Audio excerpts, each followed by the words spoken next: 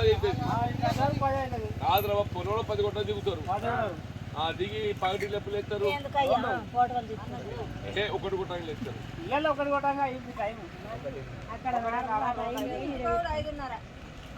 కాదురా ఎడమ తిరగడానికి అర్ధ గంట ఎంతసేపు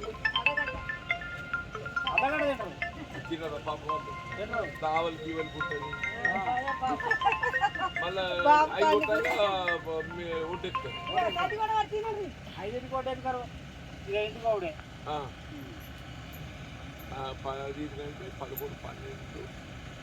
1 3 గంటలు అది 3 గంటలు 6 గంటలు చేస్తారు మడిగట్టు కూస కాదు